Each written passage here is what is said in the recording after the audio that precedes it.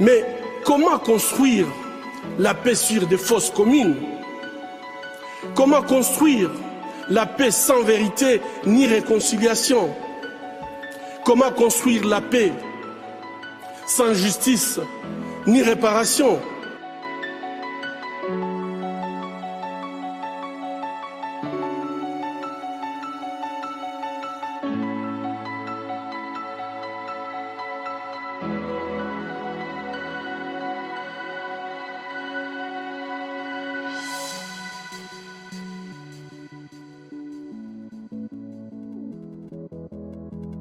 Chers compatriotes rwandaises, rwandais, habitant le Rwanda, mais aussi à l'extérieur du pays, et en particulier, ce message s'adresse à nos compatriotes qui sont au Canada.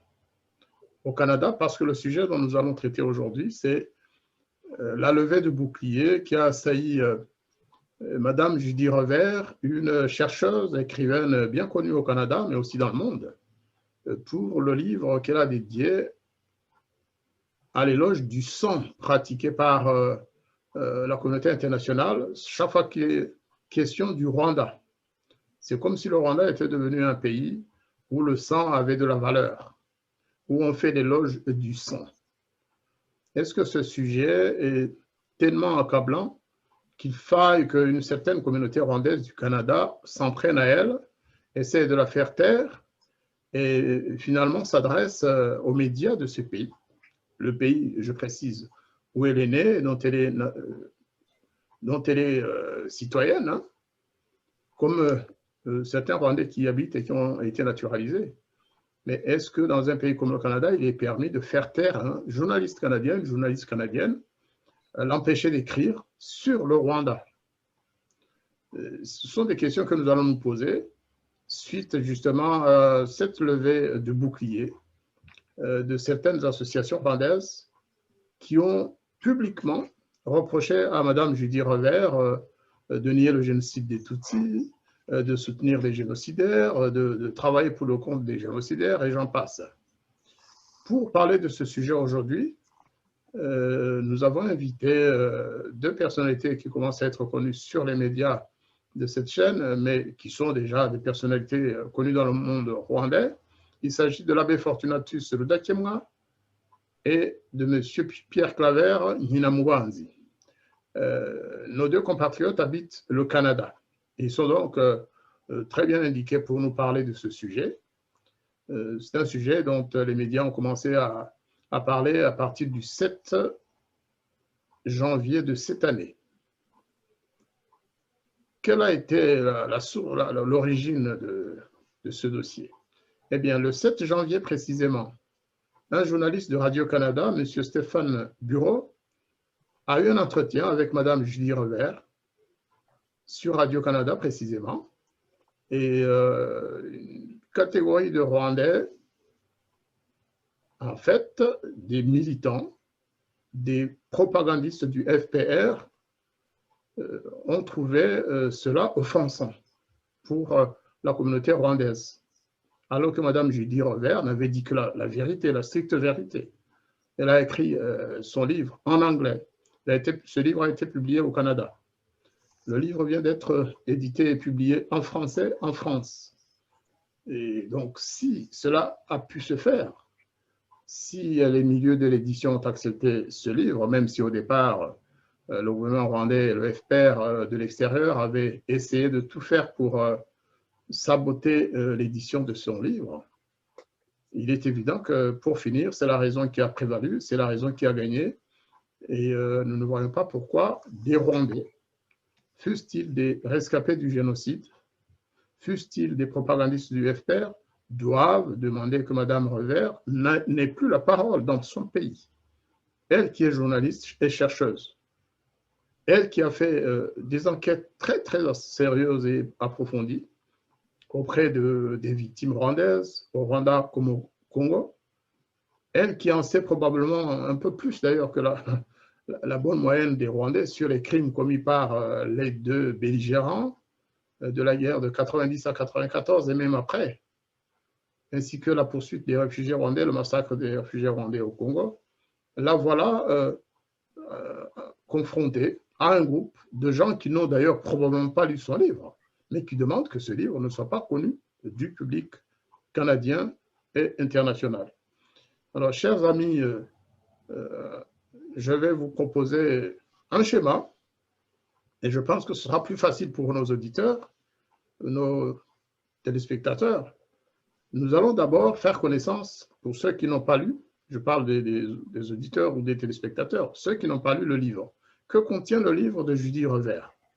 Est-ce que vous, Abbé Fortunatus, vous qui l'avez lu, vous qui êtes un exégète, est-ce que vous pourriez nous parler de ce livre? Que contient le livre de Judy Revers? Exactement, pour qu'on se fasse l'idée de cette levée de bouclier. Je continue d'utiliser ce terme, c'est une véritable levée de bouclier, un appel à la haine contre Judy Revers, qui est manifestée par la communauté rwandaise du Canada, une partie de la communauté rwandaise du Canada. Merci beaucoup, chers frères et amis, ambassadeur Jean-Marie Vianney, pour la parole que vous me donnez et pour la question que vous me posez. Comme vous venez de le mentionner, nous sommes réunis ici pour réagir à 3 documents d'une valeur absolument inégale. Il faut que je le dise bien au début, et d'une valeur inégale. Le premier, c'est le livre publié l'année passée par Madame Judy Rivaux aux éditions Maximilo à Paris.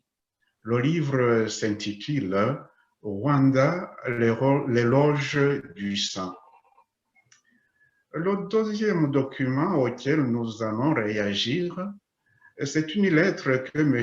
Jean-Paul Nyirinkwaya, président d'Opage Rwanda, a adressée le 10 janvier de cette année 2020 à M. Guy Gendron, ombudsman de Radio-Canada. Permettez-moi de rappeler que Page Rwanda signifie parents et amis des victimes du génocide contre les Tutsis du Rwanda. C'est donc une association. Le troisième document auquel nous allons réagir, c'est une interview que M. Joachim Mutezinhare a accordée le 13 janvier de cette année 2021 à M. Simeon Muhumuza, journaliste de One Nation Radio, basé à Kigali, au Rwanda. La lettre est rédigée en français, tandis que l'interview est en Kinyarwanda, la langue rwandaise, et l'interview dure 24 minutes. Les 2 documents, comme M. Jean-Marie Vianney vient de le souligner, reprochent à M. Stéphane Bureau, journaliste de Radio-Canada, d'avoir animé et diffusé le 7 janvier de cette année 2021 une émission avec Madame Judy Rivaux, une écrivaine canadienne de renommée internationale. Le thème de l'émission était le livre que nous venons de mentionner plusieurs fois, L'éloge du sang. Eh bien, avec des preuves irréfutables à l'appui, l'auteur remet devant les yeux du lecteur les tueries de masse et autres crimes de guerre commis par le FPR et son président Paul Kagame avant le génocide rwandais de 1994, pendant ce génocide et après. Qu'il me soit permis d'informer ceux qui ne le savent peut-être pas que FPR signifie Front patriotique rwandais, une rébellion politico-militaire qui, dans un bain de sang, s'est emparé du pouvoir au Rwanda en 1994, après 4 ans d'Omaki.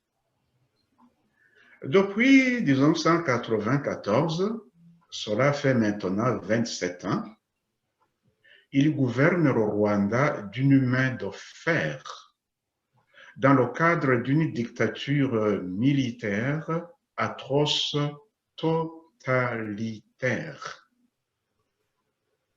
Son nom complet est FPR Inkotanyi. Inkotanyi signifie lutteur acharné, guerrier, combattant, intrépide. Nous sommes donc ici réunis pour réagir à ces 3 documents et à tout seigneur, tout honneur, nous commençons par le livre de Judy Riva. Merci beaucoup, Judy Riva. En tant que prêtre, je dirais même que Dieu te bénisse. Ce que le professeur Rudolf Rezohazi disait dans la préface d'une thèse de doctorat, celle de M. Dona Murego, La Révolution rwandaise et ses interprétations, ce que ce professeur disait vaut aussi pour ton livre. Au bout de longues années de recherche patiente, obstinée, nous sommes en présence du fruit du travail. Les faits exposés sont aussi exhaustifs que possible et ils sont pris en charge par un esprit pénétrant d'une vaste culture scientifique qui les structure, éclaire, explicite et explique. Ils sont élaborés avec une scrupuleuse objectivité, avec finesse et nuance. Judy Riva rend un service éminent aux Rwandais, aux amis du Rwanda et à tous ceux et toutes celles que les réalités rwandaises intéressent. Aucun chercheur soucieux de s'informer ou d'écrire sur le Rwanda ne pourra se passer de ce livre. C'est impossible. Les générations présentes et futures s'y référeront nécessairement. Merci encore une fois, Judy Riva.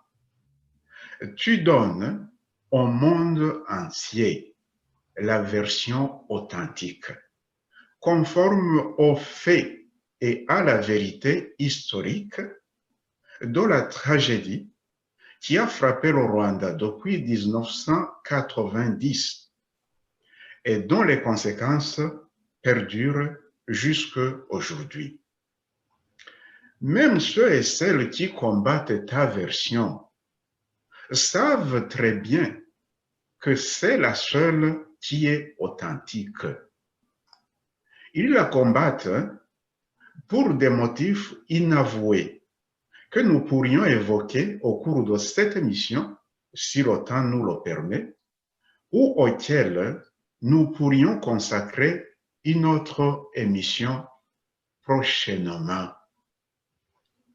Des mêmes faits, de la même tragédie qui a frappé le Rwanda, il existe une autre version, soi-disant officielle, biaisée, déformée et idéologisée.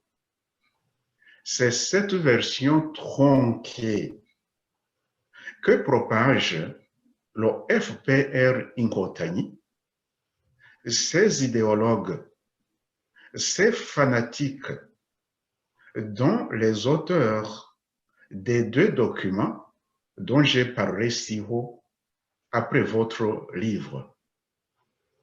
Une lettre du président d'Opage Rwanda à l'Ombudsman de Radio-Canada et l'interview de M. Joachim Mutezinhare sur One Nation Radio. Merci donc Judy Riva, tandis que à propos des autres documents, je donne la parole à M.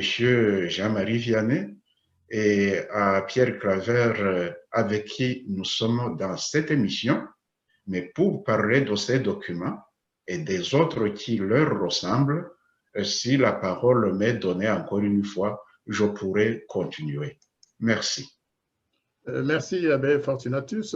Effectivement, je passe la parole à Pierre Claver pour nous parler dans un premier temps des associations ou des personnalités qui se sont prises à Judy Revers. Qui sont ces associations? Et ensuite, nous aimerions savoir pourquoi ils s'acharnent contre ce livre. Mais on veut vraiment, à l'intention de nos auditeurs, connaître davantage les associations qui ont signé à la fois la lettre de Page. Page, c'est une association, et celle qui a accordé l'interview à One Nation, je précise qu'apparemment, selon les renseignements que j'ai eus, ils font partie du groupe IDIHE. IDIHE, c'est un moyen de presse qui travaille pour le groupe FPR de manière connue, qui ne s'en cache pas. Et de là à utiliser des associations qui sont au Canada, j'aimerais que Claver nous éclaircisse, ou nous éclaire plutôt davantage sur ce point. À vous, Claver. Merci beaucoup, Jean-Marie et Père Fortunatus. Avant de parler de ces gens, je vais d'abord quand même saluer la qualité remarquable de l'entrevue de M. Stéphane Bureau avec Mme Judy River. Judy a fait vraiment un travail colossal de recherche bien fouillé, bien documenté, de sorte que ces détracteurs vraiment ne comprennent pas beaucoup ce qui les anime. Mais qui sont ces gens-là, effectivement? Vous savez qu'il y a beaucoup de Rwandais qui sont envoyés dans des pays étrangers, surtout les pays occidentaux, pour traquer et espionner les opposants au régime, opposants réels ou supposés. Et c'est dans ce cadre-là que fonctionnent justement les membres des associations Page et autres. Ici même au Canada, l'année passée, sur Radio-Canada encore, il y a eu une émission intitulée « Des espions parmi nous ». L'émission est passée le 30 octobre 2019. Et justement, dans l'émission, on avait une étudiante, elle s'appelait Nadège dans l'émission, qui démontrait comment elle avait été envoyée au Canada, donc supposément pour étudier, mais sa mission réelle était d'espionner tous les opposants qui vivent au Canada, parce qu'ici, il y a beaucoup de Rwandais qui font partie des partis politiques qui s'opposent au régime et dans des associations des droits de la personne comme la nôtre, qui décrit les crimes commis par le FPR depuis des années. Et donc, ces gens-là, les détracteurs de Judy River, font partie de ces groupes-là. Ce sont les mêmes groupes, par exemple, qui à Londres, vous avez vu dernièrement, prêtent serment d'allégeance au Front patriotique rwandais et acceptent de faire toutes les missions, de mener à vie toutes les missions qui leur seront confiées. Sinon, ils seraient punis de peine de mort, imaginez-vous. Donc, des gens qui vont prêter un serment comme ça dans un pays occidental comme l'Angleterre. Donc, ça s'est fait à Londres, mais on sait que tous les ignorés, ces émissaires du Front patriotique rwandais s'appellent Intore en Kinyarwanda, et ils ont comme mission vraiment de traquer les opposants, quitte même à les éliminer. Donc, il y en a dans tous les pays occidentaux et dans les pays voisins du Rwanda. Vous savez qu'il y a eu beaucoup d'assassinats en Ouganda, au Kenya. Il y a eu des tentatives, comme Judy a été menacé plusieurs fois, mais je connais aussi un ancien de la Croix-Rouge en 1998 qui recevait des menaces de mort sur son téléphone parce qu'il avait pris des photos d'assassinats de réfugiés qui venaient de Tanzanie cette fois-ci. Parce que ça, on n'en parle pas beaucoup, mais même les réfugiés qui sont venus de Tanzanie, donc qui ont transité vers Kibongo, ils ont été assassinés. Et ce gars-là a vu des charniers, il a pris des photos, il les a montrés ici et il a commencé à recevoir des menaces de mort sur son téléphone. Ça, c'est en 1998, s'il vous plaît. Donc, ces gens-là sont instrumentalisés par Kigali pour traquer tous ceux qui s'opposent et tous qui veulent montrer la vérité sur les crimes commis par le Front patriotique rwandais. Voilà. J'aimerais avoir un complément d'information parce que parfois on a des bribes d'informations, mais on n'a pas de précision particulière. Le chanteur rwandais ou d'origine rwandaise, Corneille, c'est bien au Canada ou à Montréal qu'il vit. Il a d'ailleurs un frère qui travaille pour Radio-Canada. On peut rappeler ici, aux Canadiens et aux Rwandais qui vivent au Canada ou ailleurs, que le père de Corneille, qui s'appelait Émile Nyungura, qui était un Tutsi, marié à une femme Hutu. On peut et on doit chaque fois y revenir parce qu'il a été assassiné par le Front patriotique rwandais. Corneille le dit bien dans son livre et c'est une vérité qui n'a jamais souffert de contradiction. Et puis, Pierre Claver, si vous pouvez aussi rappeler quand même l'assassinat ou le massacre de quelques Canadiens au Rwanda qui étaient considérés comme des témoins gênants par le Front patriotique rwandais de Paul Kagame. Eh bien, ils ont été éliminés. Malheureusement, cette affaire n'a pas été conclue par un procès digne de ce nom. Eh bien, si vous pouvez rappeler les péripéties ou les détails de ces meurtres, ça pourrait apporter un peu plus de lumière sur la véritable nature du Front patriotique rwandais et de son chef, le président actuel, Paul Kagame. Je vais juste confirmer qu'effectivement, le chanteur Corneille vit à Montréal. Et d'ailleurs, Radio-Canada lui a accordé une émission, lui aussi, je pense le 14 septembre 2017. L'émission s'intitulait « Le mystère Corneille ». C'était sur Zone Libre, c'est ce qui suit Radio-Canada. Donc, pour vraiment montrer ce qui s'est passé un peu avec lui et sa famille. Sinon, parlant justement de la disparition de témoins gênants que le FPR opère. Justement, on connaît deux prêtres, deux missionnaires rwandais, dont le père Claude Simard, qui a été assassiné. Missionnaire canadien. Oui, c'est un prêtre canadien québécois du Saguenay-Lac-Saint-Jean. Il a été assassiné le 18 octobre 1994 à coups de marteau, s'il vous plaît, parce qu'il allait dénoncer les crimes qui se commettaient dans sa paroisse par les éléments de l'armée patriotique rwandaise. Et le deuxième, c'est le père Guy Pinard, qui a été assassiné le 2 février 1997 à Kamhanga, c'est dans le nord du Rwanda, en pleine messe, donc en train de donner l'Eucharistie. Le gars, il est venu, il a abattu à bout portant au vu de tous ses paroissiens. Alors, comme ces crimes sont jusqu'à présent impunis, je crois que ces gens-là que le FPR envoie pensent que si c'est impuni, ça va leur rester tout le temps et que tout est permis. Donc, c'est à ça qu'on doit vraiment se battre pour que cette impunité-là, de facto, soit abolie et des mesures soient prises pour que ça ne se reproduise plus, surtout pas sur le sol canadien. On comprend mieux l'acharnement de ces propagandistes de Paul Kagame qui font tout pour qu'on ne donne pas la parole aux témoins et aux chercheurs qui ont trouvé l'autre côté dont on ne parle pas, en fait, pour cacher les crimes du FPR et pour qu'un jour la communauté internationale ne revienne pas pour demander les comptes au président Kagame et à sa clique. Ça doit être ça à l'origine.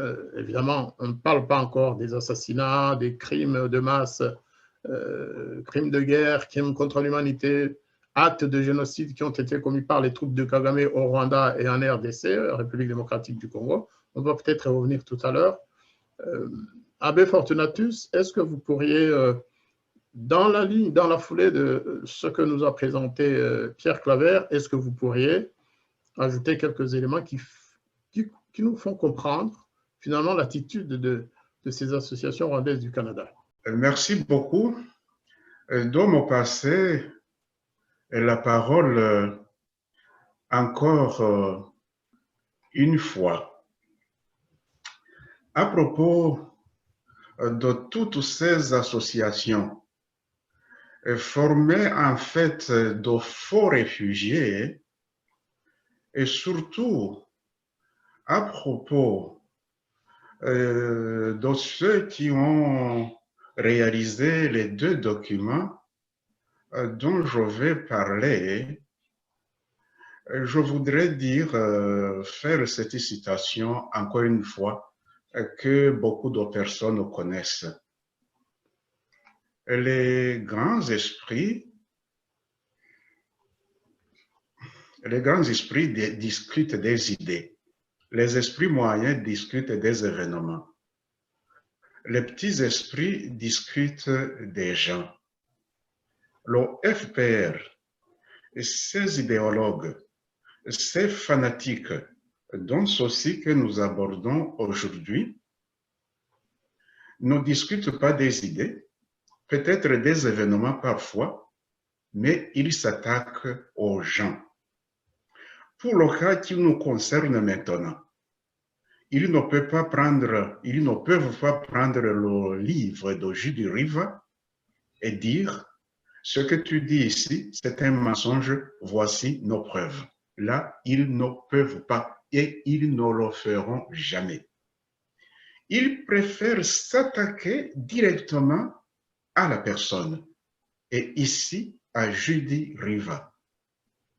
Et quand ils attaquent une personne, ils demandent pour ces victimes des sanctions administratives, pas de procès, des sanctions administratives.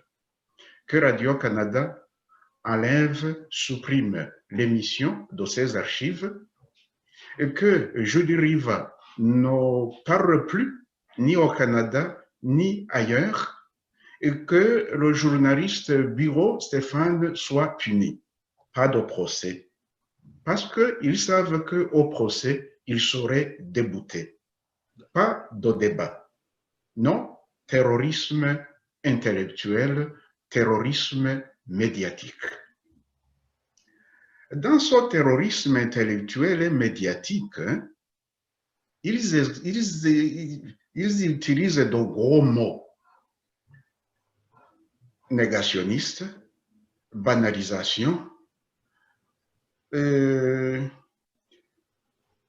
conspirationniste, complotiste. Ils pincent la corde sensible de l'émotion et du sentiment qui obscurcissent la raison. Quand on connaît la tactique de l'adversaire, on peut l'affronter victorieusement. À force de recourir à ces gros mots, à ces gros concepts, ils sont devenus petit à petit des slogans vides de sens et ils ne font plus peur à personne. Retournons à l'exemple de Judy Riva. Elle est traitée injustement de négationniste et il est dit qu'il banalise le génocide des Tutsis. Ils disent que Judy Riva est tombée dans le piège des complotistes, des conspirationnistes, des complotistes, des négationnistes, et ainsi de suite. Pire encore, ils disent que le Canada en général, le Québec en particulier, est devenu un refuge, un repère, un sanctuaire de criminels, de négationnistes, et ainsi de suite. Comme je le disais il y a 3 jours, franchement, moi, je demanderais à nos juristes de bien formuler une demande, qu'il y ait une loi qui punisse toute personne qui, sciemment et consciemment, qualifie de génocidaire une personne innocente et sans preuve, et que ces accusateurs subissent la rigueur de la loi, comme M. l'ambassadeur Jean-Marie le disait à l'avant, nous ne sommes pas autorisés à exporter au Canada les luttes fratricides auxquelles nous nous livrons au Rwanda. Non, ce n'est pas permis. Ces vuvuzela, ces fanatiques du FPR, nous devons les contredire, c'est un devoir. Parce que leur comportement, leurs agissements s'accompagnent d'appels au meurtre, d'incitation au meurtre. La dernière incitation d'un dignitaire du gouvernement rwandais, l'ambassadeur du Rwanda à Paris, en France, date de tout récemment au début de cette année, quand il présentait ses meilleurs vœux aux Rwandais. Il a encore une fois incité au meurtre aux personnes qui ne partagent pas l'opinion de ces fanatiques. Nous devons réagir. Et puis, il faudrait, je souhaiterais, examiner cas par cas, si c'était possible, les dossiers de ces faux réfugiés. Pour entrer au Canada et y rester, beaucoup d'entre eux ont menti. Je suis sûr, beaucoup d'entre eux ont menti. Retournons à l'incitation au meurtre. C'est le meurtre par tous les moyens, y compris le poison, mais aussi les agressions verbales et physiques. Si je donnais la liste des dignitaires du régime FPR et qui l'ont fait, les généraux Kabarebe, le président d'Ibuka, et ainsi de suite, mais la liste, le président de la CNRG, la liste ne finirait pas. Une autre façon de procéder de ces personnes qui n'ont pas d'argument et qui préfèrent s'attaquer directement à la personne, c'est le faire du copier-coller. Il y a eu un génocide au Rwanda. Ce génocide ressemble nécessairement au génocide des Juifs. Mais non, le Rwanda a ses particularités dans ces domaines. Le Rwanda peut avoir aussi ses particularités dans le domaine du génocide qui s'y est produit en 1994. Rien ne dit que le génocide des Herero en Namibie doit ressembler au génocide des Arméniens, que le génocide des Arméniens doit ressembler au génocide des Juifs, que le génocide des Juifs doit ressembler au génocide rwandais. Non, le génocide rwandais, chaque génocide a ses particularités. Les milices Interahamwe massacraient les Tutsis d'un côté, des éléments du FPR massacraient les Bahutus de l'autre côté. Ils ont commencé avant 1994, ils ont continué en 1994, ils continuent maintenant. Donc, ces fanatiques du FPR élèvent la voix. Ils crient fort, comme si le fait de crier trop fort donnait la force à leur slogan. Ça ne fonctionne pas. Ce sont des slogans vides. Ils parlent, ils n'écoutent pas.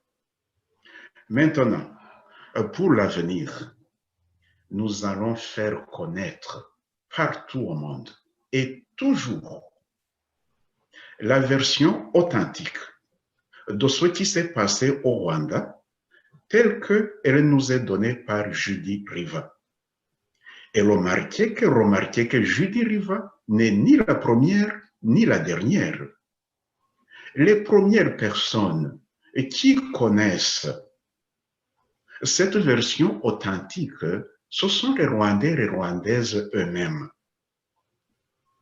Parce que ce ne sont pas des ennemis venus de l'extérieur pour envahir le Rwanda que l'OFPR a tués. Non, non, ce sont nos amis, ce sont nos voisins, ce sont nos frères, ce sont nos sœurs. Donc, les Rwandais sont les premiers à connaître cette version véridique que Judy Riva nous rend, et c'est cette version que nous allons faire connaître toujours et partout. Je ne voudrais pas abuser de votre patience. Si la parole m'est donnée, j'ajouterai encore quelque chose, mais pour le moment, je m'arrête ici. Merci beaucoup. Merci. Je vais passer la parole à Pierre Claver, parce que Pierre Claver a un autre programme après cette émission. Nous pourrons continuer, nous pourrons poursuivre le débat en son absence, mais on dispose encore de 15 minutes avant son départ, donc je le laisse aussi s'exprimer, justement, peut-être en complétant ce que Abbé Fortunatus vient de dire. Merci, ambassadeur Jean-Marie. En fait, contrairement aux détracteurs de Madame Judy River, celle-ci n'a jamais nié ou minimisé le génocide rwandais de 1994, ou le génocide contre les Tutsis, disons. Et elle le dit bien, donc, avant même de commencer. Et chaque fois qu'elle a une entrevue, je l'ai déjà vue, elle commence toujours par dire ça. Donc, ce qu'on lui reproche simplement, c'est parce qu'elle dit des choses qu'elle a vues. Donc, moi, je voulais rappeler que Judy est allée au Congo. Donc, elle était au Zaïre, maintenant République démocratique du Congo, quand les réfugiés se faisaient massacrer en 1997. Elle était jeune journaliste dans la vingtaine. Vous savez, à cette époque, ici en Occident, tout le monde disait qu'il y avait des méchants Hutus qui massacraient des Tutsis. Donc, c'était la version officielle et convenable que tout le monde utilisait. Mais quand elle est arrivée sur le terrain, elle a vu de ses propres yeux des réfugiés se faire massacrer comme des animaux, se faire tirer vraiment comme une chasse, vraiment. Donc, elle a vu ça. Elle a été à Kisangani, elle a été à Goma, elle a été à Gisenyi, elle est allée jusqu'à Kigali. Et même au Rwanda, elle a vu ce qui se passait. Donc, elle a vraiment, tout est basé sur des faits qu'elle a vus, témoins oculaires, des faits réels, authentiques, indéniables. De plus, elle se base sur des témoignages d'éléments, d'anciens éléments du FPR, de beaucoup de survivants de tous ces massacres qui sont ici au Canada, en Belgique et partout, parce qu'elle a interviewé vraiment beaucoup de gens. Ceux qui ont lu son livre peuvent le voir. Elle a consulté beaucoup de documents du tribunal international pour le Rwanda, des documents officiels, authentiques, indéniables. Alors, je ne vois pas sur quoi se basent ces gens-là pour dire qu'elles minimisent tel ou tel autre fait rwandais. C'est à eux de prouver le contraire. Par contre, si jamais il y avait un procès, comme dirait notre ami Fortunatus. Donc, ceux qui connaissent Judy, moi je la connais très bien, c'est une personne éprise de paix, qui est prise de compassion pour les gens qui souffrent. Donc, quand elle a vu la souffrance de ces gens-là, et ça l'a vraiment renversé, ça l'a révolté, c'est ça qui l'a motivé à écrire sur ça pour que ça passe pas inaperçu dans l'histoire. Et c'est vraiment très important. Et comme on vient de le dire, elle n'est pas la première, effectivement. Il y a beaucoup d'autres auteurs, professeurs d'université, anciens membres du FPR qui ont écrit des livres qui décrivent les faits avec force de détail de comment le FPR, des éléments du FPR ont massacré des citoyens rwandais. On peut citer, moi j'aime citer Abdul Luzibiza parce que son livre, vraiment, je l'ai trouvé excellent parce qu'il donne beaucoup de détails, les témoignages de Loïse Luyenzi, Deogratias Mouchaïdi. On peut parler des profs Philippe Dudgens, André Guichawa, Bernard Reagan, ou même le colonel Luc Marchal, le numéro 2 de la Minoire, ou même Roger Bobo, l'ancien chef de mission de la Minoire. Tous ces gens-là ont décrit ce qu'ils ont vu des faits concernant les massacres commis par les éléments du FPR. Alors moi, ce que je dirais à ces gens-là, nos compatriotes rwandais qui continuent à soutenir ces criminels, c'est vraiment d'avoir de l'empathie. Empathie, de faire la souffrance de l'autre. Parce que c'est ça qui va nous faire sortir de ce cycle. Si on n'est pas à l'écoute de la souffrance de l'autre, comme l'a chanté Kizito Mihigo, qui a été assassiné d'ailleurs pour ça, parce que ce régime ne veut pas entendre de réconciliation entre les Rwandais, vraiment réelle. Il ne veut pas qu'on parle d'autres souffrances que de ce qu'eux ont décidé que ce sont les seules victimes. Alors, tant que nous, Rwandais, on ne sera pas capable d'avoir cette empathie, d'être à l'écoute de la douleur de l'autre, d'en faire la nôtre pour pouvoir souffrir ensemble, guérir ensemble, on n'y arrivera pas. Donc, je nous invite vraiment à avoir de l'empathie. Merci. Je vous remercie. Par rapport au contenu du livre de Julie Revers, en fait, il y a beaucoup d'éléments qu'elle tient de témoignages d'anciens officiers du FPR proches de Kagame qui ont assisté au massacre que ce mouvement a commis contre les populations de la zone qu'il occupait, c'est-à-dire Byumba dans le nord, Ruengeri et progressivement Kibungo, Butare et partout ailleurs jusqu'à la prise du pouvoir. Ce ne sont pas des choses que Julie Revers invente. Certains d'entre nous l'avons écrit avant. Moi, j'ai été à Kigali fin juillet 1994 et j'ai entendu de mes propres oreilles comment des soldats ou des officiers ou des civils membres du FPR qui avaient suivi tout son parcours se vantaient, d'avoir assassiné le président Habyarimana. Ils s'en vantaient, ils étaient fiers de ça. À l'époque, ils ne pensaient pas qu'il y aurait éventuellement un procès sur cette affaire-là. L'assassinat des prêtres canadiens, tout le monde le sait, des prêtres belges au Congo, des Congolais, dont le plus connu, c'est Monseigneur Christophe Munzihirwa, qui était l'évêque de Bukavu. Il a suffi qu'après la traversée de la frontière congolaise, après l'occupation de la zone Bukavu et environ par les soldats du FPR, et après qu'ils aient commencé à massacrer les réfugiés Hutus dans cette zone, avant qu'ils ne continuent jusqu'à Kinshasa, eh bien, le premier qui a osé défendre les réfugiés Hutus qui étaient réfugiés justement à Bukavu, c'était Monseigneur Christophe Munzihirwa. Eh bien, Kagame a envoyé un commando qui l'a liquidé, sans état d'âme. À ce jour, il n'y a jamais eu de procès contre les assassins de Monseigneur Christophe Munzihirwa. On parle des 8 millions de Congolais, c'est vrai. Mais Monseigneur Munzihirwa devrait être pris comme un cas à part, à mon avis, parce que c'était un témoin, il était sur place, il a été assassiné parce qu'il a voulu dire la vérité, parce qu'il a demandé à la communauté internationale de venir au secours des réfugiés. Tout ça, c'est connu. Ce n'est pas un fait banal, ça. Ensuite, il y a eu un autre évêque, Monseigneur Kataliko, je pense, qui a été assassiné dans les mêmes conditions, dans le nord du Kivu. Et beaucoup d'autres, des prêtres, des chefs coutumiers congolais, qui ont été assassinés, eux aussi, parce qu'ils voulaient cacher les réfugiés rwandais. Donc, le dossier des crimes commis par le Fonds patriotique rwandais de Paul Kagame, c'est un dossier énorme. En fait, plusieurs rapports des Nations Unies ont décrit ces crimes et ont conclu qu'il s'agissait de génocide contre les réfugiés Hutus, en ce qui concerne en tout cas les crimes du Congo. Au Rwanda, il y a eu des rapports aussi. Moi, j'ai reçu en main et j'ai pu passer quelques minutes à feuilleter le rapport de l'Américain Robert Gersony. J'ai été le premier à le recevoir et à le dénoncer d'ailleurs. Eh bien, ce rapport concluait que le FPR venait de commettre des crimes de nature génocidaire dans une partie du Rwanda que le FPR avait conquise. C'est noir sur blanc dans ce rapport. Eh bien, ce rapport a été enterré à la demande du gouvernement rwandais. là aussi j'allais dire comme l'autre, j'y étais. J'ai vu ça.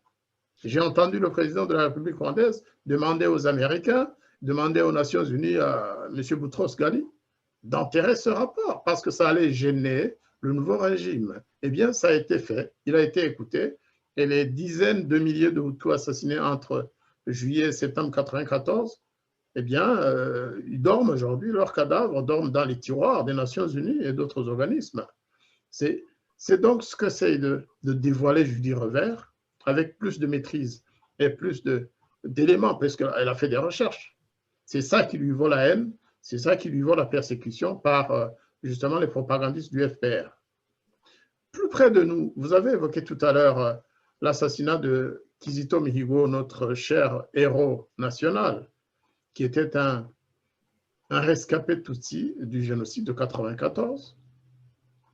Il a été tué tout simplement parce qu'il avait demandé que la mémoire s'étende à toutes les victimes, qu'on ne parle plus des victimes, qu'on ne parle plus des seules victimes Tutsi, mais que les victimes Hutus aussi. Naturellement, ça implique qu'on parle de celui ou de ceux qui les ont assassinés, c'est-à-dire le Front patriotique de Paul Kagame.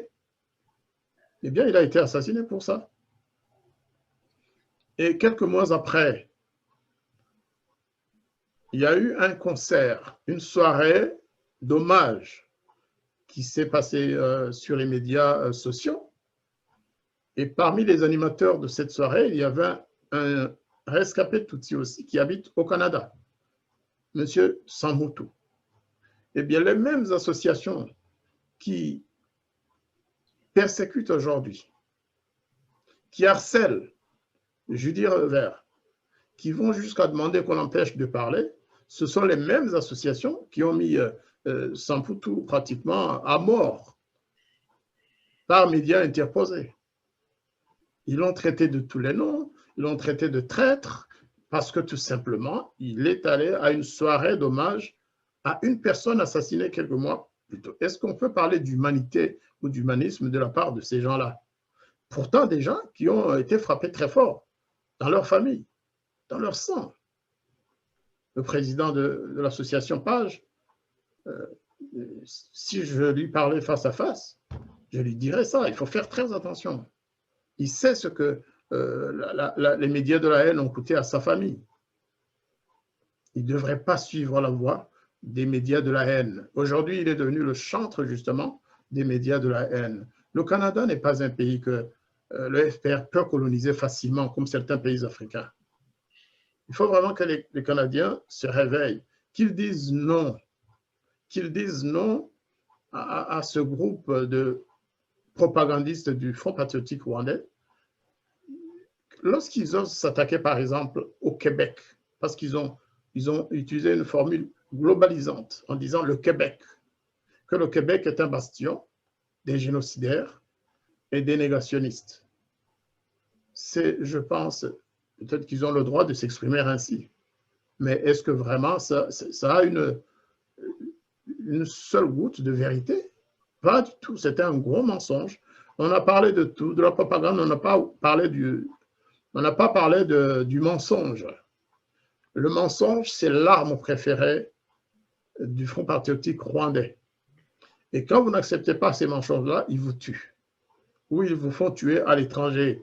Là aussi, lorsque nous disons qu'ils tuent, il ne faut pas que ceux qui suivent notre émission pensent qu'il s'agit de... Ce n'est pas des formules de style. Ça correspond à la vérité. Plusieurs de nos compatriotes ont été assassinés à l'extérieur du pays. Des anciens ministres, des anciens proches de Kagame, un colonel qui était chef des services de renseignement extérieur, le colonel Karegeya, qui a été tué du 31 décembre 2013 au 1er janvier 2014. Son ami, le général Kayumba, qui était chef d'état-major de l'armée rwandaise, mais à partir du moment où il a dit qu'il se dissociait du système, eh bien, ils sont allés chercher à l'assassiner. Il a été visé par des assassins. Il a eu plusieurs balles dans le ventre. Heureusement qu'il s'en est sorti. Pourquoi? Parce que les deux venaient de témoigner, de dire qu'ils savaient et qu'ils voulaient se mettre en contact avec la justice pour dire qui a assassiné vraiment le président Habyarimana du Rwanda, le président Ntaryamira du Burundi et tous ceux qui étaient dans l'avion. Il venait, notamment le général Kayumba, participer à un documentaire très très bien connu qui s'appelle Rwanda's Untold Story, c'est-à-dire l'histoire non dite du Rwanda.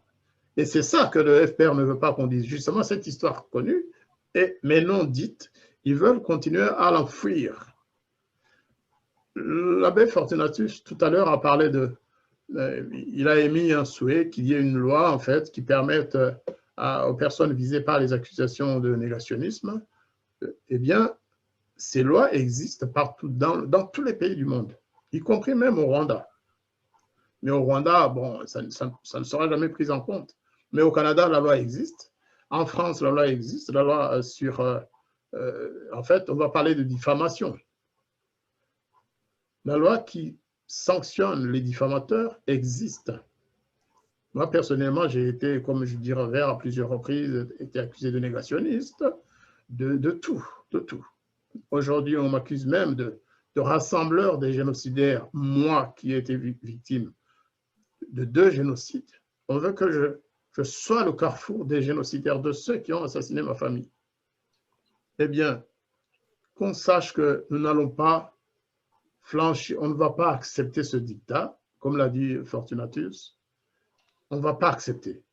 Moi, j'appelle tous les Rwandais qu'on terrorise, que ces gens terrorisent en les accusant de négationnistes, s'ils ne le sont pas, parce qu'effectivement, il y a des négationnistes, hein, il y a des négationnistes des 2 côtés d'ailleurs, parce que au terme de la loi sur le négationnisme,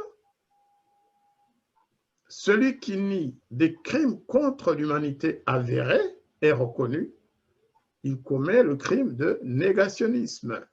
On ne parle pas de génocide dans la définition du négationnisme. On parle de crimes contre l'humanité parce que le génocide, certains ne le savent pas, c'est une partie des crimes contre l'humanité. C'est le plus grave d'entre eux, mais ça n'a pas d'implication notamment sur la pénalité. C'est-à-dire que lorsque vous êtes accusé de crimes contre l'humanité ordinaire ou de crimes de génocide, la sanction est la même, la peine est la même. C'est une question de dénomination tout simplement. Donc, j'en appelle à tous les Rwandais ou à tous les autres qui ne le savent pas, qui subissent cette persécution éhontée. Des gens qui sont appelés négationnistes et qui n'ont jamais nié quoi que ce soit. Moi, par exemple, j'ai eu un procès parce que j'avais écrit dans mon livre qu'il y avait eu un double génocide au Rwanda. Ce procès a eu lieu. Une des personnes, qui est un grand professeur connu, qu'on appelle spécialiste du Rwanda ou africaniste même, eh bien, pendant le procès, il a dû me demander pardon. Parce que les juges lui ont montré que de dire le double génocide, de parler de double génocide, ce n'est pas du tout nier le génocide des Tutsis. Moi, je ne nie rien, j'affirme qu'il y a eu 2 génocides, mais je ne nie pas le génocide des Tutsis ou celui des Hutus. Et c'est ce que fait exactement Judy Revers. Et comme l'abbé Fortunatus l'a dit, ils savent bien qu'ils ne peuvent pas tenir ce débat de fond. Même dans la lettre de page, ils ne demandent pas qu'il y ait un débat. À la fin, ils disent, je vais vous lire, je ne sais pas si je vais tomber dessus. Ils disent, pour question d'éthique, donc là, ils s'adressent à l'ombudsman, hein, pour question d'éthique, de justice, de vérité et de respect pour la mémoire de plus d'1 million des nôtres, moi je mets les miens dans ce 1 million, nous demandons de supprimer cette émission des ondes de Radio-Canada. Voilà. En s'adressant à M. Stéphane, mais aussi à Radio-Canada en fait. Donc de supprimer cela de Radio-Canada, de s'excuser publiquement auprès des rescapés et des auditeurs et d'organiser le cas échéant une autre émission sur ce sujet. Mais ils ne demandent pas qu'il y ait un débat, par exemple. Moi, j'aurais aimé qu'ils demandent un débat Et là, nous nous serions présentés nombreux pour débattre sur la question rwandaise, pour débattre sur le sens de la vie, le droit à la vie de tout Rwandais, la mémoire, qui a le droit d'enterrer les siens dans la dignité, par exemple. Eh bien, ceux qui nous écoutent, qu'ils sachent qu'au Rwanda, les victimes Hutus, ou en tout cas les familles des victimes Hutus, n'ont pas le droit d'enterrer leurs morts et qu'ils n'ont pas le droit de porter plainte en justice contre ceux parmi les membres du FPR, parce que tous les membres du FPR n'ont pas assassiné des Hutus, mais lorsqu'ils connaissent les assassins de leur famille, les parents des victimes Hutus n'ont pas le droit de porter plainte. Autrement, justement, ils sont accusés de négationnisme, Voilà le problème, en fait. Voilà le problème. Moi, j'en appelle à tous pour que cette vérité soit dite et pour qu'il y ait un débat. Pierre Claver, je sais que vous avez d'autres devoirs. Est-ce que vous auriez un mot avant éventuellement votre départ? Oui, juste pour confirmer que ces gens-là reprochent au Québec, quand ils disent qu'il y a le Québec est un havre de négationnistes, tout simplement c'est parce qu'ils reprochent au Québec, dont est originaire le père Georges-Henri Lévesque, qui a fondé l'Université nationale du Rwanda, d'avoir formé des Rwandais, d'avoir créé l'Université nationale du Rwanda et formé des intellectuels rwandais. C'est juste pour ça, imaginez-vous, c'est ce genre de raisonnement. Sinon, avant de partir, je salue encore vraiment la pertinence de l'entrevue de M. Stéphane Bureau et Mme Judy River. Et je remercie aussi Radio-Canada qui a quand même permis de lever le voile sur l'autre face, la face cachée du génocide de 1994 au Rwanda. Et je vous remercie aussi pour votre invitation, chers frères. Merci. Merci beaucoup, Pierre Claver. Eh bien, avec l'abbé Fortunatus, on va poursuivre notre émission, parler de l'un ou l'autre sujet connexe, hein, et pour surtout compléter tout ce que nous avons dit pendant l'heure qui vient de finir là.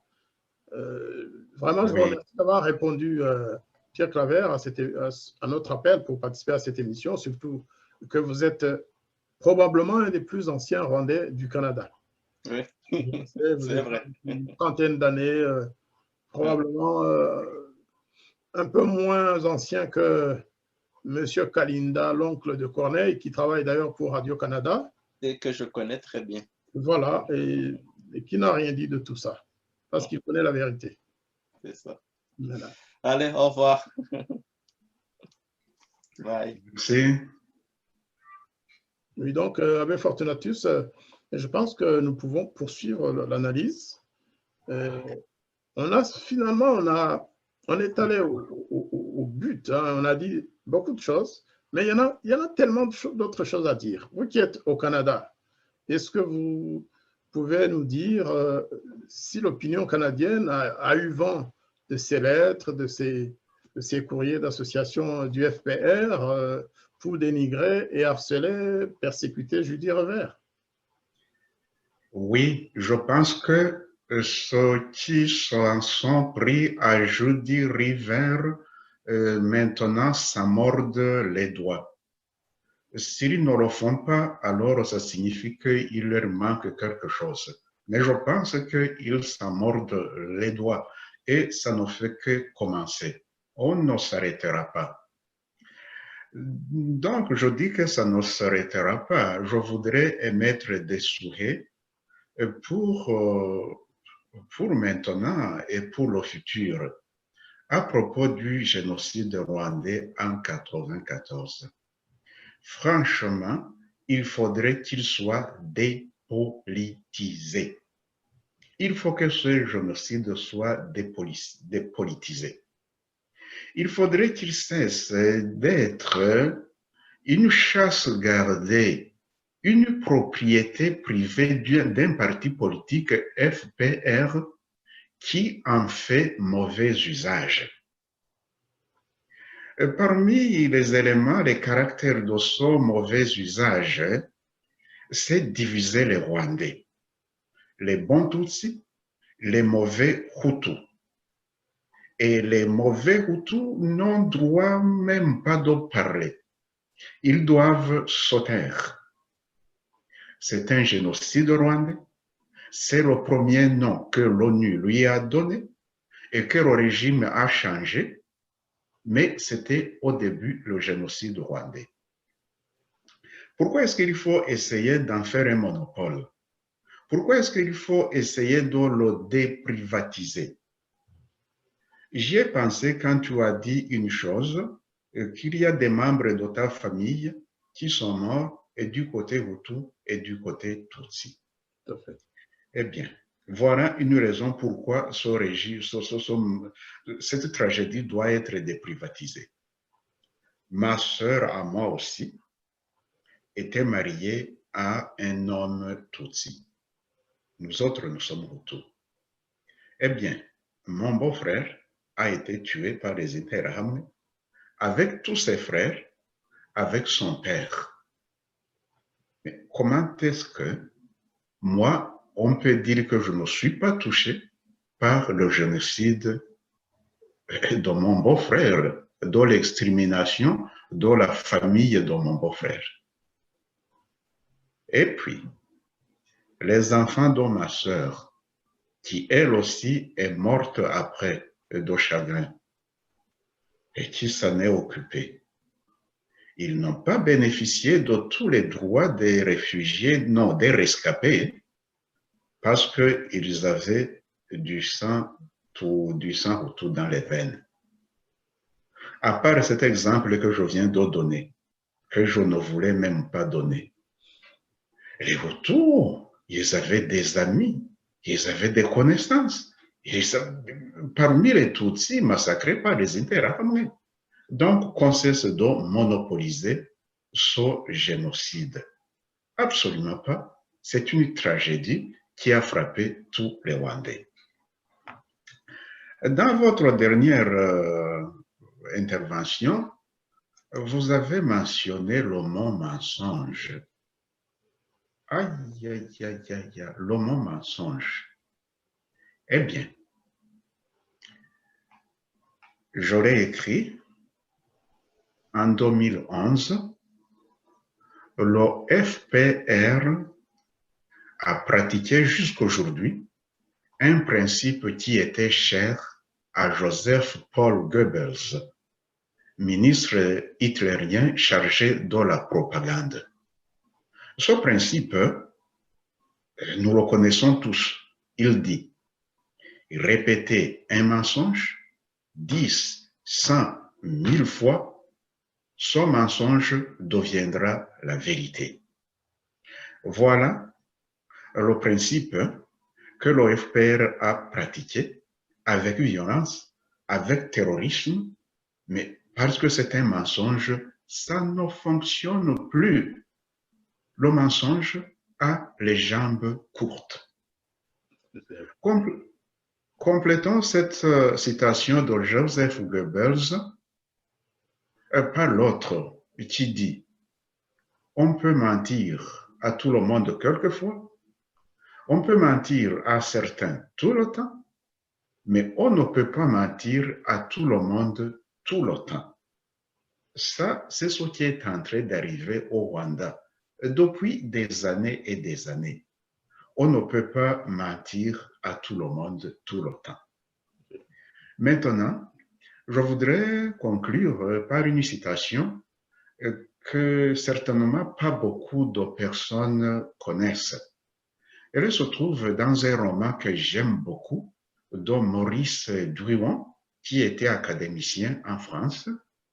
Le roman qui s'appelle Les Rois maudits. Il existe même sur des supports audio.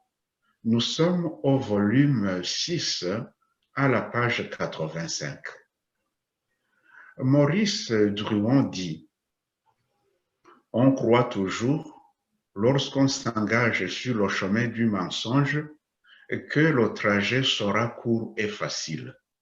On franchit aisément et même avec un certain plaisir les premiers obstacles. Mais bientôt, la forêt s'épaissit, la route s'efface, se ramifie en sentier. qui vont se perdre dans des marécages. Chaque pas bute, on s'enfonce ou on s'alise, on s'irrite, on se dépense en démarches vaines, dont chacune constitue une nouvelle imprudence. C'est ici que sont arrivés l'OFPR, ses idéologues, ses fanatiques et tous ces associés dont nous avons parlé ici. Pour le présent et pour le futur, il fallait mieux de se mettre à jour, de se mettre à l'heure. Autrement, ils seront déphasés par rapport à la réalité. Et ils le sont déjà, ils sont déphasés. La vérité que Judy Riva a mis au clair, la vraie trame de la tragédie rwandaise, c'est celle-là qui maintenant va être diffusée toujours et partout dans le monde. C'est tout ce que je voulais dire et conclure de cette manière. Merci pour cette émission que tu as organisée. Merci, Abbé Fortunatus. Je vais ajouter un élément important à mes yeux par rapport justement au mensonge. Pourquoi, vous vous demandez pourquoi ils mentent tant? Ils mentent tant parce que le système FPR, justement, est basé sur le mensonge. Le mensonge, c'est un des éléments fondateurs du régime du FPR. Donc, ils ne vont pas couper les racines sur lesquelles ils sont assis. Tout est bâti sur le mensonge. Ils ont tellement menti qu'ils en sont aujourd'hui à changer les dates parce que la contre-attaque de ceux qui connaissent la situation s'étant avérée efficace, eh bien, ils en sont venus à tripatouiller, à changer, à instrumentaliser. Mais ce qui m'étonne de la part de Jean-Paul Nyingwaya et de ses amis du Canada, ceux-là qui sont en train de persécuter Judy Rovert, c'est qu'eux font semblant de ne pas le voir. Un exemple, la définition du génocide en termes de temps, en termes de période au cours de laquelle le génocide a été commis. Tout a été changé au Rwanda. Au départ, effectivement, la question de dénomination, le nom du génocide rwandais ou génocide contre les Tutsis, j'y reviendrai pas beaucoup parce que ça dépend de comment on voit les choses sur le plan juridique. Mais aller jusqu'à dire et à écrire dans des lois, plusieurs lois, hein, la loi créant le FARG, le Fonds pour assister les rescapés du génocide.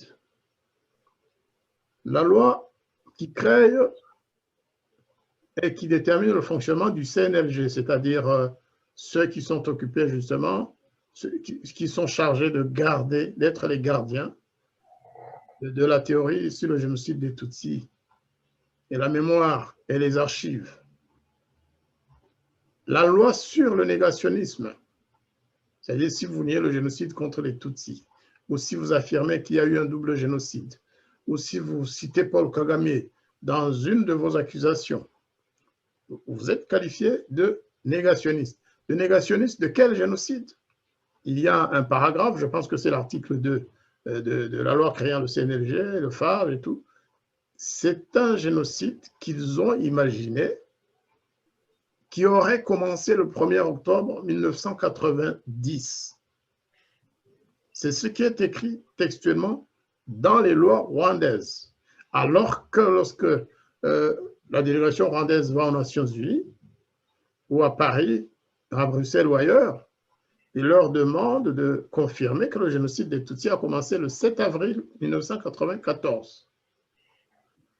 Moi, je demanderais vraiment, avec humilité, à mes compatriotes Tutsis, pas tous, hein, parce que tous les Tutsis ne sont pas d'accord avec les associations propagandistes, de se poser une seule question. Pourquoi le gouvernement du FPR transforme-t-il les lois sur le génocide? Pourquoi? Dans la lettre de Page, la lettre que l'association Page a envoyée à l'ombudsman de Radio-Canada, elle dit bien que le génocide a commencé en avril 1994, alors que le gouvernement rwandais, qu'il protège et qu'il défende, lui, affirme que le génocide des Tutsis a commencé le 1er octobre 1990. Là, il y a des questions à poser. Monsieur Jean-Paul Nyirimwaya et vos collègues aussi, je m'adresse à vous avec humilité. Demandez donc au gouvernement rwandais de vous expliquer pourquoi ce génocide aurait commencé en octobre 1990, le jour même où le Front patriotique rwandais a traversé la frontière ougando-rwandaise pour porter la guerre dans le pays d'origine des agresseurs. Il faudrait qu'on explique.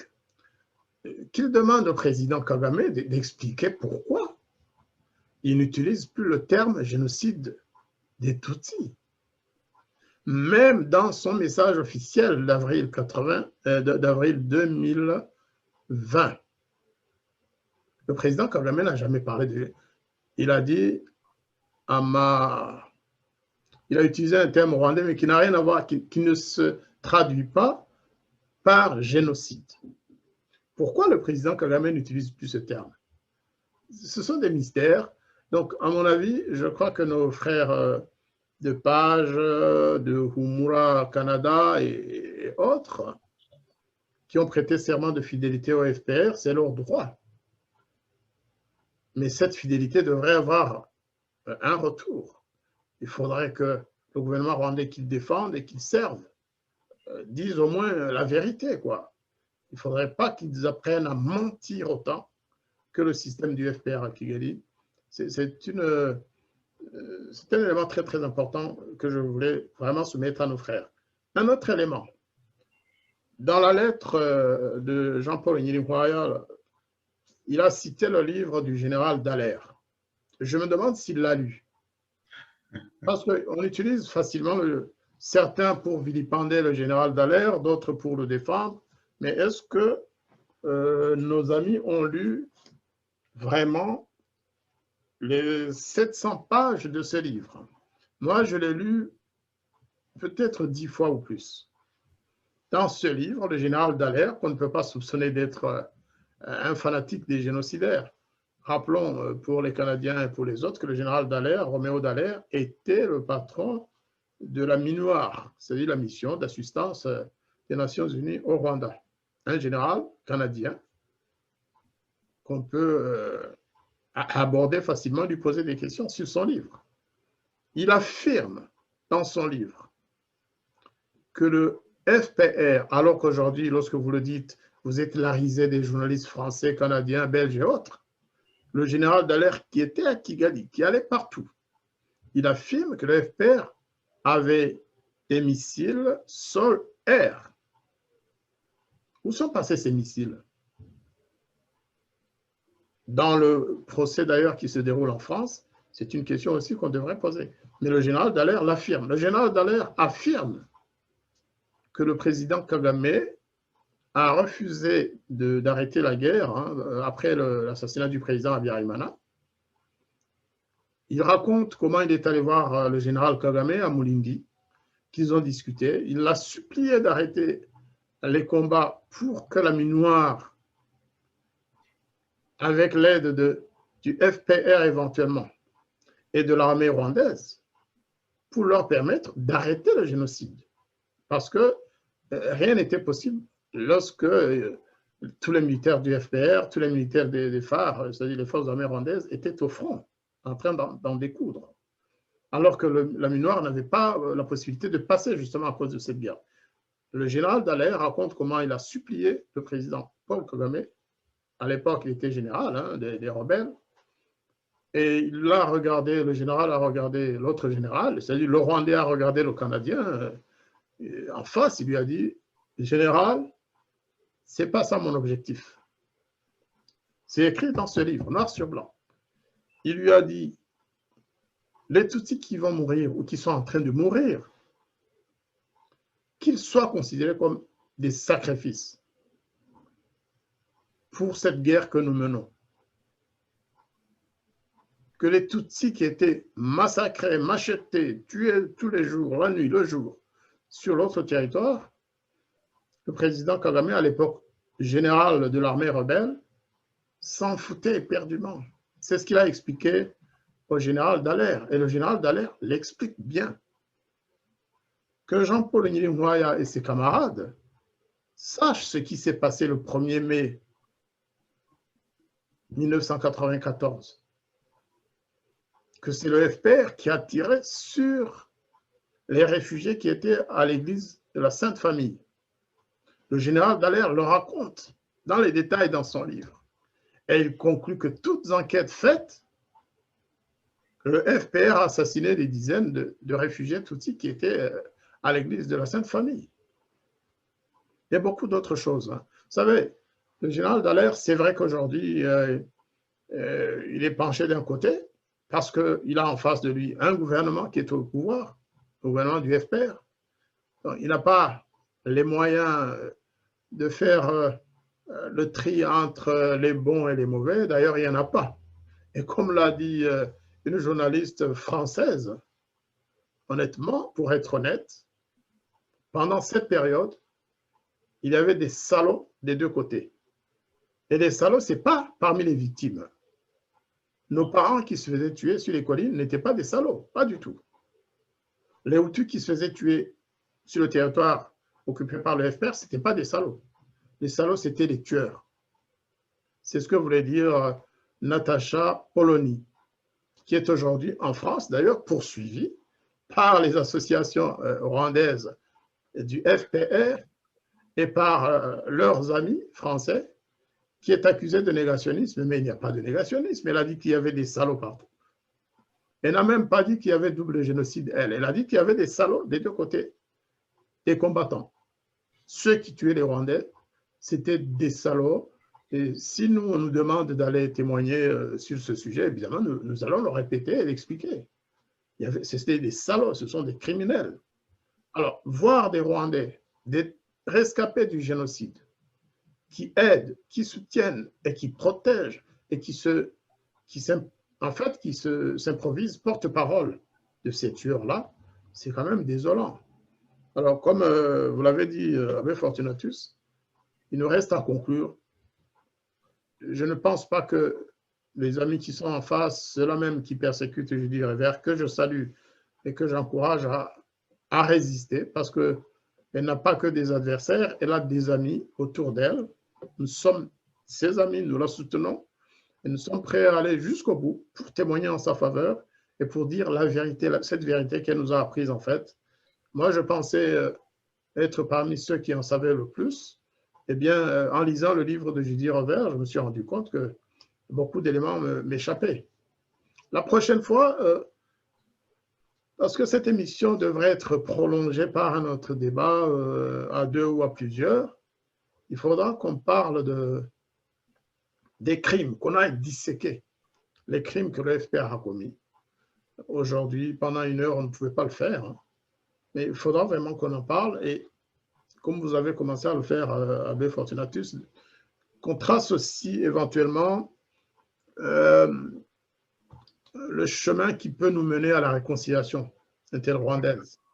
C'est très important. Je vais vous laisser le mot de la fin d'ailleurs pour une fois encore revenir sur cet élément parce que d'abord je vous remercie des citations que vous nous avez données tout à l'heure. Effectivement, nous on ne les connaissait pas. Voilà. Ah oui, je voudrais conclure en disant encore une fois merci à Judy Riva. Je lui dis aussi courage. Franchement, même ceux qui la combattent savent qu'elle a dit la vérité. Merci et courage. Merci à vous, Jean-Marie, pour l'organisation de ces émissions. Et puis, je m'adresse à toutes les Rwandaises, à tous les Rwandais de bonne volonté. Et franchement, regardons en avant. On peut faire quelque chose. Et du moment que nous pouvons faire quelque chose, nous devons le faire. Rwandais de bonne volonté, Hutu, Tutsi, toi, est naturalisé. On peut améliorer les choses. Merci. Merci beaucoup et je suis tout à fait d'accord avec vous. La preuve en est qu'au Canada même, il y a un groupe de rescapés Tutsi qui a écrit une lettre aussi à l'Ombudsman, à Radio-Canada, pour dire que Judy Revers n'est pas une négationniste, pour dire que Judy Revers n'a pas écrit son livre pour soutenir les génocidaires. Et ça, ce sont des rescapés Tutsi qui l'écrivent. Ah, oui. Absolument. C'est un pas en avant. C'est, je pense, un pas vers la véritable réconciliation basée sur l'empathie. Ah, l'Alliance rwandaise pour les changements, ce sont des rescapés Tutsi? Presque tous des rescapés Tutsi. Ça, c'est du nouveau. Tout à fait. Et donc, il y a vraiment un effort de part et d'autre. Ce serait injuste, d'ailleurs personne ne l'a jamais fait, de penser que tous les Tutsis sont des menteurs, que tous les Tutsis sont contre les Hutus, non, c'est un groupe de gens, d'ailleurs, parmi eux il y a des Hutus, il ne faut pas l'oublier. Parmi ces Intérêts, parmi les plus durs, parfois on trouve des gens qui ont perdu leur famille, tués par le FPR, mais qui, pour des raisons ou d'autres, défendent leur maître. Donc, c'était important à le dire. Et moi, je tiens à saluer le courage de ces rescapés. Quand je pense à ce qui est arrivé à Samoutou et à l'aigreur, aux menaces qu'il a subies, eh bien, je salue le courage de ceux d'entre nous qui avons été victimes du génocide des Tutsis, comme ceux qui ont été victimes du génocide des Hutus, qui osent parler, qui n'ont pas peur de dire la vérité. Et je pense que sur ce, nous pouvons clore cette émission en informant nos téléspectateurs qu'il y aura une deuxième partie en français sur ce sujet. Si nous avons la chance, pourquoi pas, nous pourrions inviter Judy Revers à nous rejoindre dans l'émission pour qu'elle nous dise son sentiment sur tout ça. Et, voilà, nous ne devons pas oublier évidemment d'encourager, d'appuyer les efforts de Stéphane Bureau, un grand journaliste, qui a pour la première fois osé passer quelqu'un qui dit autrement que le gouvernement rwandais à Radio-Canada. Parce que jusque-là, c'était la chasse gardée du FPR. Donc, ça aussi, il faut le dire. Monsieur Bureau, continuez, ne vous laissez pas intimider.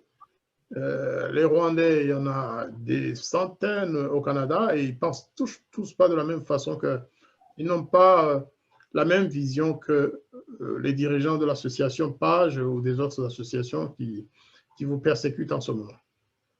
Voilà, je vous remercie beaucoup et à très bientôt. Merci.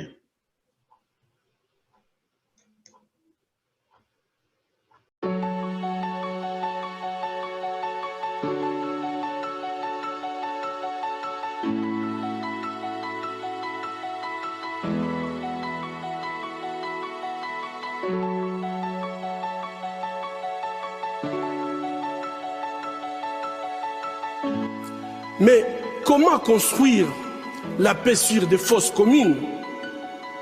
Comment construire la paix sans vérité ni réconciliation? Comment construire la paix sans justice ni réparation?